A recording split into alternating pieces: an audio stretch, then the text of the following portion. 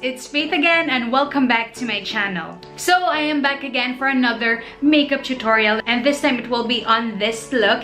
It's a quick and easy daytime Valentine's Day look, of course.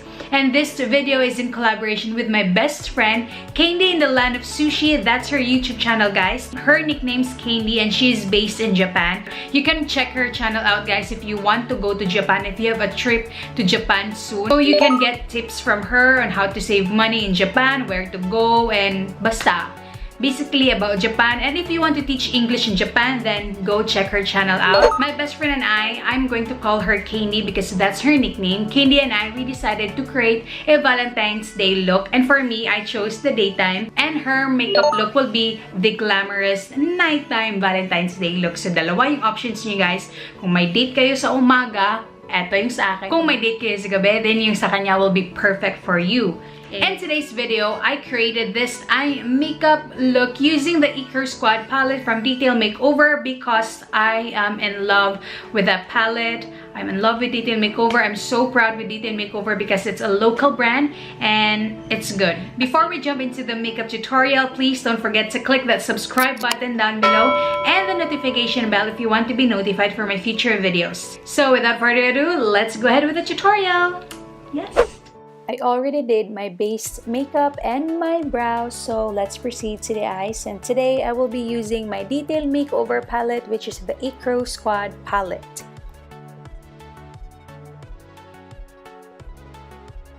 And for our transition shade, or our first shade, I'll be taking this light brown eyeshadow called Touch Up Brown, and I'm blending that on the crease.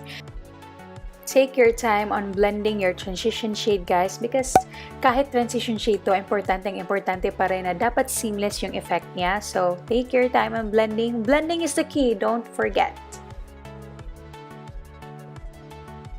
This step is optional, girls, so it's up to you if you will use this step. But here I'm taking my Evian facial spray and I'm wetting my brush to really intensify the color payoff of the next eyeshadow that I will be putting on the lids, and that is Bagel. It's a light pink shimmery eyeshadow, and I'm putting that on the entire inner half of my eyelids.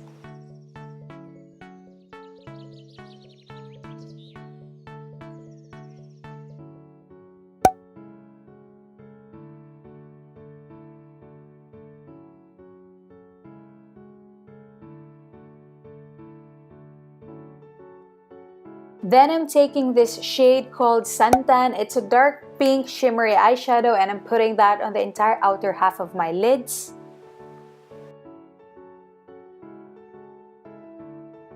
And I'm taking again my first shade, which is Touch Up Brown, and I'm blending that on the crease again to remove or to get rid of that harsh line. Because the eyeshadows got blended away here, I'm just adding and then blending and then adding. That's the key, girls, don't forget. And to add definition in our lower lash line, I'm taking that first shade that we put on our crease and I'm applying that on the entire lower lash line, and then I'm taking my Maryloumanizer to highlight the inner corners of my brows. Not really brows, but the inner corners of my eyes pala.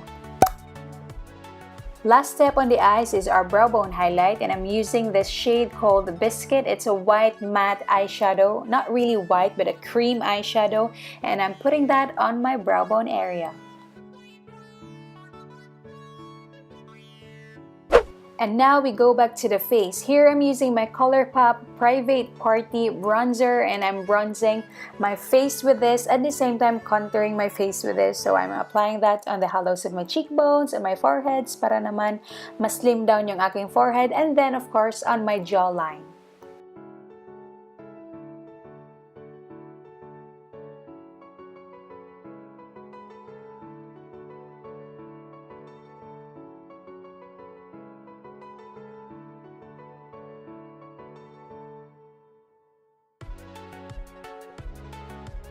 Then blush, I'm using my Wet n Wild Color Icon Blush in the shade Mellow Wine. I'm very light-handed in applying this blush because I don't want it to be very obvious on my cheeks.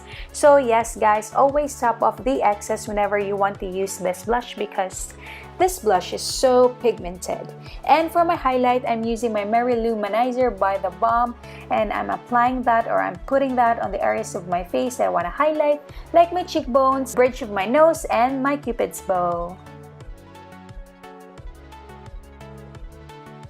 For the lips, I'm using my BLK liquid lipstick in the shade Sassy, and then curled my lashes and applied my favorite Maybelline mascara.